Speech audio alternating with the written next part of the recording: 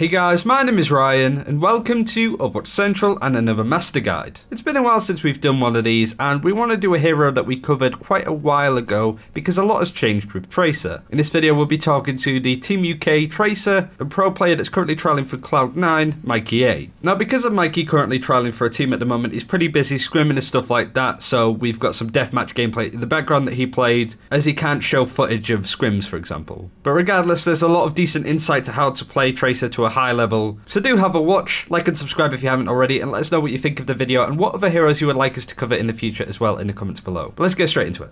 So first and foremost, for a lot of people out there that might be considering picking up Tracer for Season 6 or whatever, why should you play this hero? Why is she so good right now? I mean, if you're a DPS, it's probably like one of the most standout heroes to play. I mean, unless you're like a god tier Genji, then Tracer's like the second best thing, especially if you're like more of a hit scan player.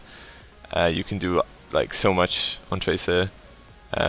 It's probably like, I wouldn't say it's overpowered, but it's definitely like nearly overpowered to the extent, you know, because you can build pulse bombs so quickly and you can actually do a lot if you're good at it. What kind of like skills, I suppose, would you kind of need to effectively turn and play a good Tracer? Would it be, is it a lot to do with aim? Is it a lot to do with positioning? What kind of player really benefits from playing this hero over something like Soldier or Genji or anything like that? I feel like on Soldier and Genji it's easier to stay alive. So, you know, like Tracer is like extremely squishy, so you have to kind of learn how to survive and just like play. It is mostly to do with positioning, to make sure you're like in places where you're behind them and you're not going to catch random spam and get one shot, and where you can get in and out like quickly without taking much damage because you don't have much health to work with. Even though you have to recall, you have to be careful when to use it so you don't get stuck after using it, kind of thing. So I'd say the biggest things I learned were just survivability. We usually talk to like other content creators and stuff. Whilst I know a lot of the competitive community will know who you are, just a brief sort of introduction of like who you are, where you're ranked, and any teams and countries that you've played for up until this video, I guess. Okay, I played TF2 before Overwatch, and I got in the closed beta, and I played in G2 with players like Namlocked and Shadowburn and Nox. But then I took a break to finish university, and but then I came back when Shadowburn and Forsaken wanted to trial me in FaZe. So I was playing for them for a while in North America. Well, I mean, I was playing from the UK, but you know, in North America region. And then I don't know, we parted ways or whatever, however you want to put it. And then Team UK, I trialed for Team UK, and then ended up playing for them at the group stages. And now I'm just trialing for some teams. So yeah, it was mainly just G2 and FaZe, I guess. Speaking of the World Cup, there were, I mean, Team UK is full of a lot of players that maybe aren't as well known as the likes of Cruz and now Boombox. You were a player that the analyst desk liked to talk about, was like, oh yeah, MikeyA is doing really good.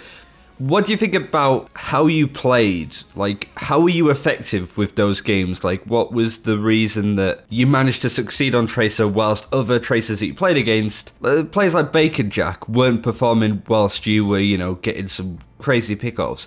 What was the difference there? Like, how were you able to excel over some of these incredible players whilst yourself being quite not as well known, shall we say? Yeah, I mean, I learned Tracer mainly to play with Team UK.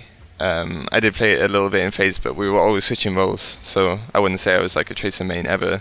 But what other stuff did you play before? I played, well, I mean, Roadhog, even Winston, Soldier, Farah, McCree, bit of Zarya. So you were essentially like a flex. Yeah, basically, yeah. But like the coaching helped so much with Team UK from Hayes and one amongst many, but like Hayes in particular, like he's a top tier coach, and you can see how it helped them with United when they won the first season of Contenders in Europe. But it's like I have a lot of LAN experience as well from TF2, like a lot. So I was always excited to play Overwatch on LAN because I feel like, you know, I could really do better there. It's not like I have bad ping at home, but like the LAN client in particular is a higher tick rate, obviously, so it just feels so good to play Tracer. But on stage, you know, like I can do good in scrims, but on LAN, I feel like it goes to another level because I really enjoy playing in that environment in front of people on the stage, you know. And I feel like some of the other Tracers kind of, you know, like you could see Taipei, they weren't playing as well as usual. And I think they kind of, you know, they felt the pressure, but we kind of shone under the pressure. So, as you described yourself, Lanimals in that press conference thing. Yeah. I do want to talk about like what Hayes and Josh helped you with later in this video, because I think that's quite an interesting thing. Certainly gives a lot of insight for people that are interested in the behind the scenes. Aim is a really important thing for Tracer, and aim is one of those things that is a gradual, you get better at. I mean, obviously you have a lot of TF2 experience, therefore when it comes to aim, you are a damn sight ahead in front of somebody like me. Obviously you can't really give advice on how to just get better aim, but when it comes to the likes of finding a comfortable DPI and sensitivity, now crosshairs are a thing as well. What kind of advice would you give to make it easier for a player to start to get the hang of blinking around people, keeping the crosshair on their head and just completely like one-clipping them? You know, it's hard because it's like a lot to do with personal preference, but at the same time I'd say a lot of good tracers use kind of a high sense because it makes it easier to do 180s, and you know, you need to do them if you're blinking around someone because you constantly have to readjust your aim, especially if you're like dueling another tracer. What's your DPI and sensitivity then, real quick? I use 800 DPI and 8 in-game for tracer, but I use 8 for Tracer, and then I'll use like 9 for projectile heroes and 8 for hit scan, which I find is a good, like I feel like it's good because if you play projectile and then you go to play hit scan, you feel like your aim is slower, obviously because the sensor's slow, and it helps me aim like more steadily because it feels slower in relation. What are the sort of main mistakes that you see from other Tracer players in competitive ladder? You know, we're not looking at the sort of how to be a pro Tracer in this particular situation, but more like players that want to pick up Tracer and improve it. What common things do you see from players that aren't pros that play a lot of Tracer in GM Top 500 that they really shouldn't be doing? I think a big thing is you misusing your blinks and recall. Like you need to try and get the most out of them and not just waste a bunch of blinks and popping your recall as soon as you can. You've got to try and stay in for as long as you can, do as much damage for as long as you can, and then only try and use your recall only when you need to, and then, you know, get out or whatever. And try and be really, you know, really think about how you're going to use your pulse bombs. So it's better than just like throwing them around. Like sure, if you're in the middle of a big fight and you just build pulse bomb and you want to like YOLO, then that's fine. But like if you are going into a fight with a pulse bomb, you should really think about how to use it. Like maybe talk to your team about discording a target so you can stick them at the same time, kind of thing. Are there any targets that you try and actively avoid or go for when you're trying to engage on people? Are there any particular heroes that you're trying to take a wide berth with and avoid as much as possible, or how does it work when it comes to stuff like that? Well, I mean, it depends on comp, like which comp the enemy team is running, and it depends on like if you're playing with a proper team in like skirmishes or you're playing ranked, because sometimes it can be hard to coordinate stuff in ranked and you just kind of have to do your own thing. But if you're playing with like a coordinated team, so say if you're playing against a dive team, then you want to focus the Zen mostly, or the Winston if he's like jumping in on your support. In like certain cases you want to either fall back and help your team, or you want to go forward and like pressure their supports instead. And then if you're running against like a tank comp like a Reinhardt, you can just farm your pulse bomb off the tanks, because like you know if you just go behind somewhere, you get an angle on the Rhine, you can get a lot of spam in from, you know, for free. And then as soon as you build pulse bomb, you know, try and stick him, you gotta just count the Zarya bubbles. In these cases, you know, you just gotta make sure they don't have the Zarya bubbles on cooldown, and then go for a stick. Yeah, I generally say it's like a big target for tracers, and he's like pretty good. Anna's can be good too. I'd say, like, you know, they're kind of like the Zen in those comps. You know, I wouldn't really go for Lucio because he can sustain for a long time, and he's a bit more slippery. So it's like it's not worth it because you're unlikely to get a one clip on a Lucio compared to a Zen or Nana. And soldiers can be decent too if they're alone and you sneak up on them. You can probably get one clip on them, but I'd stay away from McCrees and Roadhogs. Like I'd just bell Roadhogs at distance to farm ult, but I wouldn't really commit on them. Other than McCree, are there any other real, in inverted commas, counters to Tracer you feel are worth acknowledging? Maybe some heroes that maybe players are taking them a bit too lightly? Yeah, Doomfist as well. Like Doomfist and McCree are probably the biggest counters to Tracer. I'm not sure about Roadhog because he's been out of the meta for a while, but with the recent changes, he's definitely going to come back, especially, well, D.Va's Matrix is only getting nerfed by 25% now instead of 50, I think, but we might still see more Roadhog. At least I'm sure we'll see more of him in competitive again. But I wouldn't say he's like that bad compared to McCree and Doomfist. Yeah, those are like the hardest heroes to play against is Tracer. So how do you actively go about fighting them then? Because it's not as if they pick a McCree and it's like, oh, I lose, I can't do anything about it. How do you play around these heroes? How do you better them? I mean, if there's just a McCree or just a Doomfist, then that's okay. You just I just try and play on the other side of the map, honestly, and just go for the supports instead. And then I'll try and like come behind on the Doomfist or whatever when he's like going into my team. I don't try and engage him one-on-one because it's silly. Like you can just usually Doomfist try and play in places like tight corridors or stuff, and there's just no point going there as a Tracer. Like you can sometimes try and bait them, and then like I'll recall when they right click, and then I'll just try and finish them off. But that's not a good cooldown trade. A recall for a right click, like he gets his right click back in 4 seconds. My recall takes 12 seconds, so I have to make sure. But like you're unlikely to kill a Doomfist on your own just because of the way he builds his shield when doing damage and stuff, and it's pretty easy for him to catch you. And it's the same with McCree. Like McCree is easier to fight than Doomfist on his own. I'd try and blink in and out fast to bait the flashbang, and then once you've baited the flashbang out, it's a pretty easy 1v1.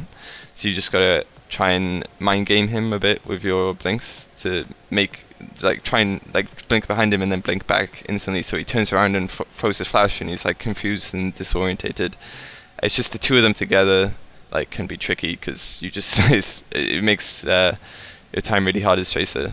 We spoke a little bit about blinks and recalls before, and just sort of general things that might be not as obvious as other tips when it comes to learning Tracer. What other little bits and pieces have like helped you as you've been getting to grips with a hero? Because you've only been playing Tracer exclusively, really, for those higher tiers for only a few months in comparison to some players that have been playing one hero ever since the game sort of launched.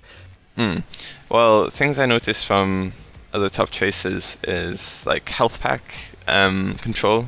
Like if you're dueling someone, say, a good example is Nepal Sanctum, I think, where you have the indoor area above the drop down and there's the mega. So if you're rolling out on that map as Tracer, you want to try and control that mega, and you just gotta be mindful of where the health packs are and when they're gonna come back up if you've taken them, because if you have health pack control, then you're gonna win the 1v1. Also, the biggest tip from Hayes was just positioning and always trying to be in the back line, kind of always trying to pressure as much as I can, because at the beginning I was just passive, like I kind of stay with the team and then I'd go in with the team, but in reality I should already be behind the other team before my team is pushing, kind of making some space. Yeah, that's what I want to get onto now. In short, sort of explain generally what having an actual coach, somebody analysing your play, what it did for you and how it helped you improve, basically to sort of extend on what you just said there. Yeah, it was just like a lot of analysis of my individual positioning and things and tendencies I could do more. Like at the beginning, like I'd go for Lucios and stuff, and my coach is just like, you shouldn't bother with that, you should go for Zens.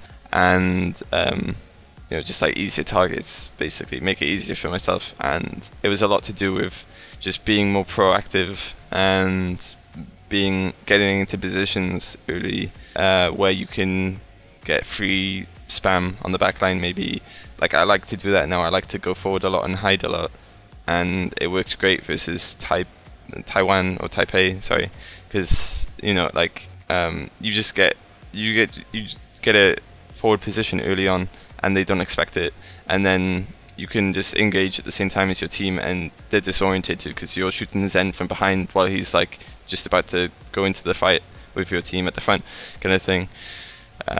So it was, I'd say, like 80% of the coaching was to do with positioning and being proactive and which targets to focus, like sort of in a tier from like Zen to Soldier to Winston kind of thing. And sort of finally then, as somebody that played in the closed beta, left and came back, I think there's a lot of things that people think that when it comes to the higher tiers, they can't get there because they came to the game late or they haven't been playing as much as they wanted to. What kind of like major tips would you give when it comes to improving at the game? Because you must have improved at the game pretty quickly and effectively.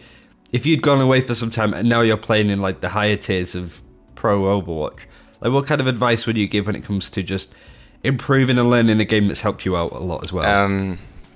Well, yeah, I mean, I have a lot of experience from TF2, so I wasn't worried about taking a break. But for someone who doesn't already have that experience, I think, a really important thing for me is just being a good teammate, like not having an ego. Like I never get mad at my team or something like that, but there are players who do, and I feel like it just hinders your way to improve. And finally, you don't necessarily do like Twitch and YouTube and all that stuff, but like where can people find more from you if you do decide to Twitch, if you've got one set up? Like where can people find more of TBK's? I'm on Twitter, MikeyA_OW, and then I do have a Twitch, which is the same, MikeyA_OW. I do have a YouTube as well, but I currently have any Overwatch stuff on there, so I haven't really set that up yet, so I'll leave that for now. And that's it for this time. Thank you very much for watching. Do let us know again what heroes you would like us to cover in future videos, regardless of whether we've covered them in the past. Lots of heroes could be played in different ways, and obviously some heroes have changed over time as well. So let us know what you think, and until next time, take care, we'll see you then.